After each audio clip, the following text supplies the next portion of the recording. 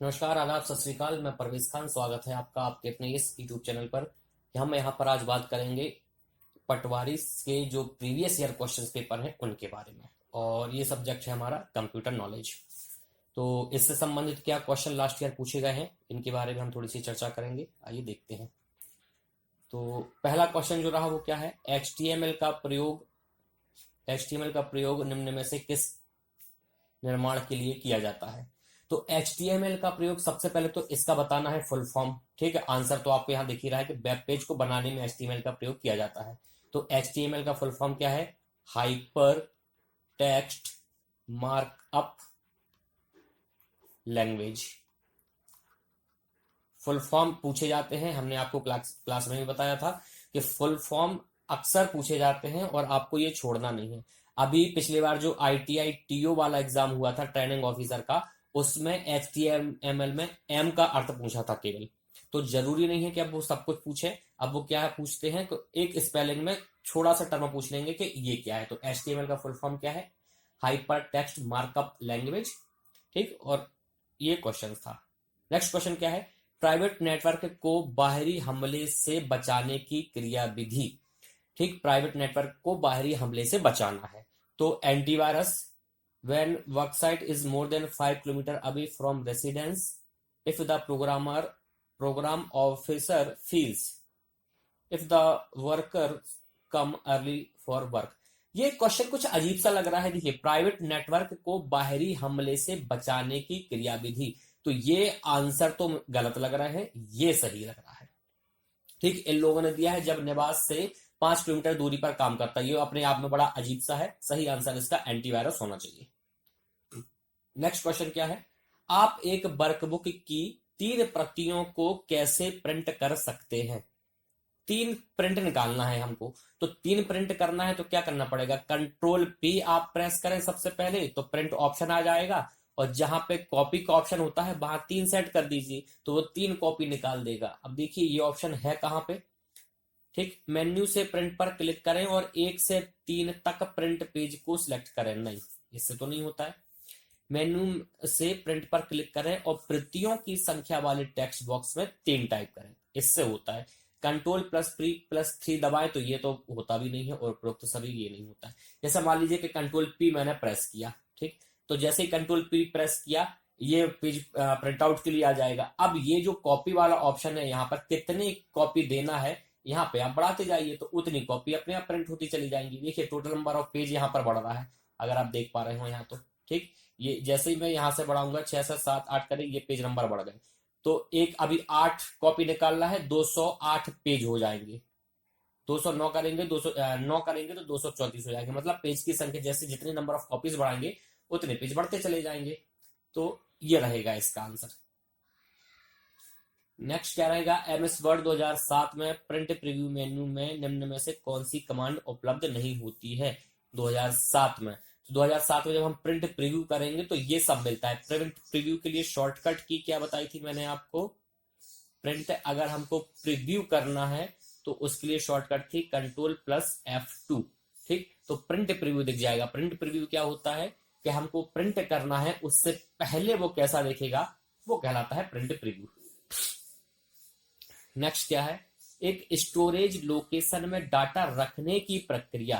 ठीक, storage location ये memory buffer register कहलाते हैं। एक स्टोरेज है जहां पर हमको कुछ रखना है। ठीक है, रखने की प्रक्रिया क्या कहलाती है? रखने की प्रक्रिया राइटिंग कहलाती है, और निकालने की प्रक्रिया क्या कहलाती है? फेच करना कहलाता है। ठीक, तो क्या पूछा है? रखना है तो राइट करना है, और अगर लोकेशन से डाटा बाहर निकालना है उसका मतलब होता है फेच करना। स्टैंडर्ड कीबोर्ड में फंक्शन कुंजियों की संख्या होती है। फंक्शन कुंजी की कहां से? F1 से लेके F12 तक होती है, और इन फंक्शन कुंजियों के जो यूज हैं वो अलग अलग जगह पे अलग अलग रहेंगे। ठीक है, जैसे कि नॉर्मल करेंगे हम तो अलग रहेगा। जैसे कि F5, अगर नॉर्मली F5 आप प्रेस करेंगे तो क्या होता है? रिफ्रेश होता है। ठीक, हमारा जो पेज है वो रिफ्रेश हो जाएगा। लेकिन पावर पॉइंट में अगर हम पावर पॉइंट में F5 दबाएं तो क्या होगा? हमारा स्लाइड शो शुरू हो जाएगा। स्लाइड शो, और कहां से? स्टार्ट से, बिल्कुल पहली स्लाइड से। ठीक है, तो ये है आंसर क्या रहेगा इसका 12। कितनी कुंजी होती है, F1 से लेके F12 तक की कुंजी होती है। नेक्स्ट क्या है, मैक एड्रेस खालिस्तान बिट का होता है। तो अगेन सबसे पहले इसका फुल फॉर्म क्या होता है, तो मैक का फुल फॉर्म होता है मीडिया एक्सेस कंट्रोल। ठीक, अब ये होता क्या है, मीडिया एक्सेस कंट्रोल हमने आपको बताया था, एक होता है आईपी एड्रेस। ठीक, तो आईपी एड्रेस किसी नेटवर्क में जुड़ी हुई डिवाइसेस के लिए होता है, किसी नेटवर्क के लिए होता है। मैक एड्रेस क्या होता है, किसी डिवाइस का हार्डवेयर एड्रेस है, हार्डवेयर एड्रेस है। ठीक है, हार्डवेयर एड्रेस मतलब जो उस डिवाइस का मैन्युफैक्चरिंग के दौरान एड्रेस लिख दिया जाता है वो हार्डवेयर एड्रेस कहलाता है। इसको हार्डवेयर एड्रेस कहें आप, या फिर इसको फिजिकल एड्रेस कहें, ठीक है, या फिर इसको वर्ड इन एड्रेस कहें। क्या, BURNED, वर्ड इन एड्रेस, ये भी एक ही बात है। Physical address, hardware address, word in address, या फिर Ethernet hardware address, Ethernet hardware address, ये सब के सब मैक एड्रेस के नाम है, मीडियम एक्सेस कंट्रोल के नाम है। ये एक एड्रेस होता है, ठीक है, 48 बिट का एड्रेस होता है, लेकिन ये क्या होता है 6 कॉम्बिनेशन में, मतलब 2-2 बिट के या 2-2 डिजिट के 6 कॉम्बिनेशन में होता है। जैसे कि एड्रेस इसका होगा एक 50 AF GH 1 2 और 0 0 2 4 6 8 10 और एक और रहेगा मान लीजिए XY करके कुछ है। तो इस प्रकार से हमारा मैक एड्रेस होता है। तो ये सेपरेट कैसे होता है, सेपरेट रहेगा ये सेमीकोलन से, जबकि आईपी एड्रेस कैसे सेपरेट रहता है, वो डॉट से रहता है। तो आईपी एड्रेस कितने बिट का होता है, 8 चौके 32, तो 8.8.8.8, तो ये सेपरेट होता है डॉट से, ये वाले डॉट से, और ये सेपरेट होता है सेमीकोलन से। ठीक, तो ये मैक एड्रेस है मीडियम एक्सेस कंट्रोल। ठीक है, इसको याद रखना है, 48 बिट का एड्रेस होता है। खालिस्तान कुकीज को ट्रांजिएंट कुकीज के नाम से जाना जाता है। ट्रांजिएंट कुकीज, या फिर इसके अलावा इसके नाम और भी हैं, non persistent cookies, non persistent cookies, ठीक है, या फिर टेम्परेरी कुकीज, टेम्परेरी कुकीज। तो transient cookies, non persistent cookies, temporary cookies, ये सब की सब कहलाती है सेशन कुकीज। और सेशन कुकीज का अर्थ क्या है, जो एक सेशन के दौरान इंफॉर्मेशन स्टोर होती है। कुकी क्या होती है, जब हम किसी वेबसाइट को एक्सेस कर रहे होते हैं तो उसकी कुछ जानकारी स्टोर हो जाती है। तो टेम्परेरी मेमोरी लोकेशन में जो इंफॉर्मेशन स्टोर होती है उसको सेशन कुकी बोलते हैं, और ये तभी तक रहेगा जब तक कि वो सेशन चालू है। सेशन जैसे ही टर्मिनेट हुआ, ये कुकीज की जो इंफॉर्मेशन है वो भी डिलीट हो जाएगी। तो ये टेम्परेरी स्टोरेज होता है। ठीक, इसको सेशन कुकीज बोलते हैं, ट्रांजिएंट कुकीज, नॉन परसिस्टेंट, या फिर टेम्परेरी कुकीज। नेक्स्ट क्वेश्चन क्या है, कंप्यूटर की मूल भाषा जिसमें बाइनरी डिजिटल शून्यों और इकाइयों बिट्स की लंबाई शामिल होता है, क्या कहलाता है। तो ये हमने क्या बताया था आपको, मशीन लैंग्वेज। जब हम लैंग्वेज पढ़ रहे थे तब हमने आपको बताया था कि क्या होता है, हमारे पास लो लेवल लैंग्वेज होता है और हाई लेवल लैंग्वेज होता है। लो लेवल में एक क्या थी हमारे पास, मशीनी भाषा, और ये चूंकि विशुद्ध 0 और 1 के रूप में होती है, इसको बाइनरी भाषा बोलते हैं। और चूंकि ये वो भाषा है जो कंप्यूटर को डायरेक्ट समझ में आ रही है, इसलिए इसमें किसी भी मीडिएटर की आवश्यकता नहीं होती। मतलब जो हमने आगे यहाँ पर पढ़े थे इंटरप्रेटर और कंपाइलर वगैरह, वो मशीनी भाषा में आवश्यक नहीं होंगे। क्यों, क्योंकि हमको कन्वर्ट करना ही नहीं है। कंप्यूटर जिस भाषा में समझ रहा है उसी की भाषा में उसको समझा रहे हैं, तो फिर कोई मीडिएटर क्यों चाहिए। नेक्स्ट क्वेश्चन, ठीक, MS एक्सेल में वर्कशीट डाटा का चित्रात्मक निरूपण क्या है। चित्रात्मक निरूपण ऑब्वियसली चार्ट वगैरह है। ठीक है, चार्ट जो बनाए जाते हैं हम MS एक्सेल में बना सकते हैं। ठीक, नेक्स्ट क्वेश्चन क्या है, MS वर्ड फाइल के लिए एक्सटेंशन क्या होता है। तो MS वर्ड के लिए एक्सटेंशन क्या होता है, .docx।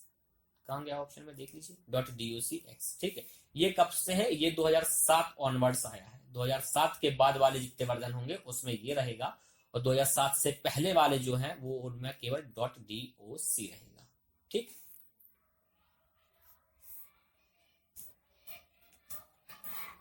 नेक्स्ट क्वेश्चन,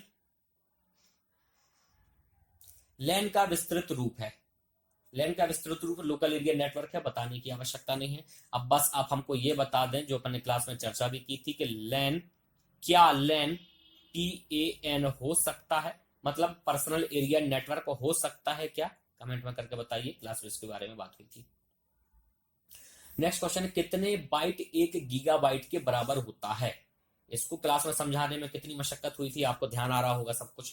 कितने बाइट 1 गीगाबाइट के बराबर होता है? गीगाबाइट बोले तो क्या पूछ रहा है, जीबी पूछ रहा है, और जीबी को कन्वर्ट करना है हमने को बाइट में। अपन ने क्लास में क्या क्या किए थे, अपन ने जीबी को बाइट में भी कन्वर्ट किए थे, अपन ने बिट में भी कन्वर्ट किए थे, और अपन ने निबल में भी कन्वर्ट किए थे। ठीक है, तो यहाँ पे तो सिंपल सा उसने बाइट पूछा है, हालांकि शायद ऑप्शन नहीं दिया गया है। ठीक है, कुछ मिसप्रिंट होगा। तो जीबी को बाइट में कन्वर्ट करना है, तो 1 जीबी में, इसको यहां लिख देते हैं, 1 जीबी में कितने एमबी होता है? 1024 एमबी होता है। अब इस एमबी की जगह हम लिख लें केबी, तो 1 एमबी में 1024 हमारे केबी होते हैं। ठीक, तो ये वाला 1024 वापस यहां रख लो, तो 1024 इंटू 1024 केबी, लेकिन उसने पूछा है बाइट, तो इस केबी को फिर से बाइट में कन्वर्ट करना पड़ेगा। तो इस 1 केबी की जगह लिख सकते हैं हम 1024 बाइट। ठीक, तो 1 1024 ये है, 1 1024 ये है, और इस केबी को बाइट में कन्वर्ट किया तो 1 1024 ये है, तो टोटल कितने हो गए? 3 1024 हो गए। ठीक है, तो 1024 का अर्थ क्या होता है? 1024 का बराबर का मतलब होता है 2 की पावर 10। तो एक 2 की पावर 10 ये वाला, एक 2 की पावर 10 ये वाला, और एक 2 की पावर 10 ये वाला, और आधार समान है, गुणा में घातें जुड़ जाती हैं, बचपन का नियम है, इसलिए हम जोड़ देंगे। तो 2 की पावर 10 10 10, 2 की पावर 30, तो 2 की पावर 30 बाइट। तो 1 जीबी में बाइट कितने? 2 की पावर 30 बाइट। ठीक, आप कमेंट में बता दीजिए कि बिट कितने और निबल कितने। नेक्स्ट क्वेश्चन, एक्सेल में QTR1, QTR2, QTR3 ये क्या होते हैं? तो QTR इनको क्वार्टाइल बोलते हैं, quartile, QUARTILE, quartile 1, quartile 2, quartile 3, quartile 4, ये ऐसे ही होते हैं। ये एक्सेल का एक फंक्शन है जो क्या करता है, बड़े से डाटा को इक्वल इक्वल डिवाइड कर देता है 4 क्वार्टर में। ठीक, जैसे कि हमारा फाइनेंशियल ईयर होता है, पूरे एक साल को हम क्या करते हैं, हम 4 क्वार्टर में बांट देते हैं, मतलब एक तिमाही हुआ, है ना। ऐसे ही कोई बड़ा सा डाटा है हमारे पास एक्सेल में, तो एक क्वार्टाइल फंक्शन क्या करता है, उसको 4 पार्ट में डिवाइड कर देता है। तो ये क्या है, ये फंक्शन है, ये सीरीज भी ये गलत दिए हुए हैं, ये फंक्शन है। ठीक, अगर आप देखना चाहें यहाँ पे, तो चलिए एक क्वेश्चन जब तक ये भी बता दीजिए, वो हम ओपन कर रहे हैं, कि जब हम MS एक्सेल को ओपन करना चाहते हैं तो हमको रन डायलॉग बॉक्स में क्या लिखना पड़ेगा? ठीक, यहां पर अगर हम रन डायलॉग बॉक्स खोलें तो हमको वहां पर क्या लिखना पड़ेगा? हमको वहां पर लिखना पड़ेगा एक्सेल, EXCEL, एक्सेल लिख के सीधा इंटर मारेंगे, MS वर्ड खुल जाएगा। ठीक, अब MS वर्ड में हमको ये पता है कि ये फॉर्मूला बार होता है, यहां पर जैसे ही आप लिखेंगे इज इक्वल टू क्वार्टाइल, और ये दे देगा वो फंक्शन। तो ये सारे के सारे फंक्शन है। जब कोई बड़ा सा डाटा हमारे पास होगा तो हम उसको 4 हिस्सों में बांट सकते हैं, क्वार्टाइल 1 2 3 4। ये वैसे ही है जैसे कि भारत सरकार क्या करता है, जो फाइनेंशियल ईयर है उसको 4 भागों में बांट लेता है। ठीक, तो ये MS ऑफिस का एक्सेल का एक अच्छा फंक्शन है। ठीक, नेक्स्ट क्वेश्चन क्या है हमारे पास, MS वर्ड डॉक्यूमेंट 2007 में निम्न में से कौन सी शॉर्टकट की डॉक्यूमेंट में किसी भाग को कट करने के लिए प्रयोग होती है? कट करने के लिए तो बचपन से पढ़ते आ रहे हैं, Ctrl+X है, Ctrl+C कॉपी के लिए होता है। ठीक, Ctrl+X कट करने के लिए होता है। अच्छा, जब ये डाटा हम कट करते हैं तो कट करने के दौरान ये डाटा कहाँ रहता है?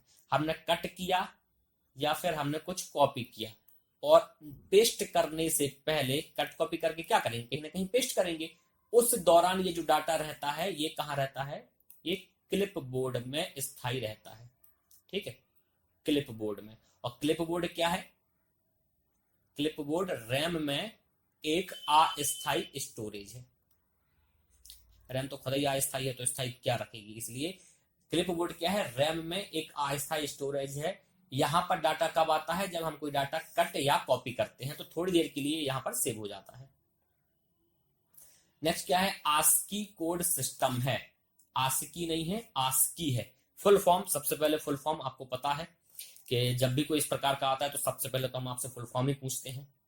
तो फुल फॉर्म क्या है, अमेरिकन स्टैंडर्ड, बोलते जाइए, स्टैंडर्ड कोड, आगे for information interchange, for information interchange, बहुत सही। ठीक है, ये क्या था, ये 7 बिट का एड्रेस होता था, मतलब 2 की पावर 7 कॉम्बिनेशन बन जाएंगे, मतलब 128 बिट का। ये क्या करता है, ये जैसे कि हमारे सिस्टम में हमने जब ए प्रेस किया तो कंप्यूटर हमारे ए को नहीं समझता, कंप्यूटर को चाहिए बाइनरी। बाइनरी मतलब विशुद्ध रूप से 0 और 1 का फॉर्मेट। तो ए के लिए 0 1 को मैं कन्वर्ट करना है तो आस्की ने बताया है 65। अब इस 65 को 0 और 1 में कन्वर्ट किया जाएगा, देन हमारा सिस्टम या हमारा कंप्यूटर उसको समझ पाएगा। ठीक, तो आस्की के लिए क्या है, ए से लेके जेड तक, छोटे ए से लेके छोटे जेड तक, 0 से लेके 9 तक, सभी के लिए ऐसे नंबर बताए गए हैं और उन नंबर के अकॉर्डिंग भी उसमें क्या बाइनरी में चेंज कर लिया जाता है। नेक्स्ट क्वेश्चन क्या है, वर्ड डॉक्यूमेंट एमएस वर्ड 7 को निर्दिष्ट लोकेशन में सेव करने के लिए, निर्दिष्ट लोकेशन, निर्दिष्ट लोकेशन मतलब क्या है, स्पेसिफाइड लोकेशन। हमको कहा, मतलब स्पेसिफाइड लोकेशन मतलब पाथ। ठीक है, हमको एक लोकेशन बताना पड़ेगा, पाथ देना पड़ेगा कि भैया हमें ई ड्राइव में इस फोल्डर में सेव करना है कि डी ड्राइव के किस फोल्डर में सेव करना है। तो इस प्रकार से सेव करने के लिए हमारे पास क्या होता था, सेव एज होता है, क्योंकि हम सेव करेंगे तो सेव तो जहां है वही सेव कर देगा, जैसा है वैसे ही सेव कर देगा। लेकिन सेव एज में हम एक मेमोरी लोकेशन या पाथ डिसाइड कर सकते हैं, तो इसके लिए क्या है, सेव एज है। ठीक, अब सेव एज बॉक्स अगर आपको एमएस वर्ड में ओपन करना है तो F12 बटन आप प्रेस करोगे तो सेव एज बॉक्स खुल जाएगा, आप लोकेशन देके उसको वहां पे सेव कर सकते हैं। एमएस वर्ड में सिलेक्टेड टेक्स्ट पर अलाइन सेंटर का इस्तेमाल किस शॉर्टकट की का प्रयोग किया जाता है। ठीक है, अब पहला क्वेश्चन आपसे वही जो होता था क्या, कि अलाइन वाला जो ऑप्शन है वो किस मेन्यू में मिलेगा। ठीक, किस मेन्यू में मिलेगा, अगर आप रिकॉल कर पा रहे हैं तो अच्छी बात है, नहीं तो दिमाग पे जोड़ दें और इसको रिकॉल करें कि किस प्रकार के क्वेश्चन भी पूछे जाते हैं। तो ये कहां पर मिलेगा, ये आप कमेंट करके बताएंगे। अलाइन कितने प्रकार के होते हैं वो हम आपको बता देते हैं। ठीक है, अलाइन में क्या होगा, एक लेफ्ट अलाइन होगा, ठीक, आपको ध्यान आ रहा होगा, एक सेंटर होगा और उसके बाद राइट है और फिर एक है जस्टिफाई। ठीक, तो सबके लिए शॉर्टकट की, इसके लिए है Ctrl+L, सेंटर के लिए है Ctrl+E, राइट के लिए है Ctrl+R और जस्टिफाई के लिए है Ctrl+J। काय के लिए पूछा है इसने, अलाइन सेंटर के लिए Ctrl+E। ठीक, ये Ctrl+U तो अंडरलाइन के लिए है, शब्द के नीचे ऐसी लाइन खींचना है तो Ctrl+U है। ठीक, Ctrl+J, Ctrl+R, Ctrl+E और Ctrl+L, ये है अलाइनमेंट के लिए। जब हम किसी फाइल को केवल डिलीट कुंजी का उपयोग कर डिलीट करते हैं तब फाइल खालिस्तान में चली जाती है। जब हम केवल डिलीट दबाएंगे तो कहां चले जाएंगे, वो रिसाइकिल बिन में चली जाती है, रिसाइकिल बिन में चली जाएगी, तो रिसाइकिल बिन में। अच्छा, हमको डिलीट करना है और रिसाइकिल बिन में भी नहीं जाए, मतलब परमानेंट डिलीट करना है, तो उसके लिए क्या है, उसके लिए फिर आपको Shift+Delete बटन दबाना, तो परमानेंट डिलीट हो जाएगी, मतलब रिसाइकिल बिन में भी नहीं पहुंचेगी और डिलीट हो जाएगी। टेस्ट का स्प्रेडशीट का निर्माण करने और फॉर्मेट करने के लिए प्रयुक्त होने वाला टूल क्या है, स्प्रेडशीट। स्प्रेडशीट काय के लिए है, एमएस एक्सेल के लिए है। हमने आपको क्लास में क्या बताया था कि आप यहाँ पर एमएस वर्ड लिख लें, ठीक है, यहाँ पर एमएस एक्सेल लिख लें और यहाँ पर लिख लें पावर पॉइंट। ठीक, पावर पॉइंट, और कुछ चीजों के नोट्स आप बना लें। याद आ रहा है टेबल, ठीक है, उसी में एक ये भी था कि वर्ड के डॉक्यूमेंट को हम क्या बोलते हैं, वर्ड के डॉक्यूमेंट को हम डॉक्यूमेंट बोलते हैं, एक्सेल के डॉक्यूमेंट को क्या बोलते हैं, हम एक्सेल के डॉक्यूमेंट को हम स्प्रेडशीट बोलते हैं, और पावर पॉइंट के डॉक्यूमेंट को हम क्या बोलते हैं, इसको हम स्लाइड बोलते हैं या प्रेजेंटेशन बोलते हैं। ये एक लाइन थी। ठीक, तो क्या पूछा इन्होंने, स्प्रेडशीट का निर्माण करने, तो स्प्रेडशीट कहाँ आती है, एमएस एक्सेल में आती है, ये रही एमएस एक्सेल में। ठीक है, तो ये था क्वेश्चन पेपर जो पूछा गया था 2017 के पटवारी के एग्जाम में। ठीक है, अब इस प्रकार के बहुत सारे एग्जाम हुए थे, बहुत लंबा महोत्सव अभी भी चल रहा है, पिछले बार भी चला था। हम इनके सारे क्वेश्चन पेपर को धीरे धीरे करके सारा डिस्कस कर लेंगे। बने रहिए। जय हिंद, जय भारत।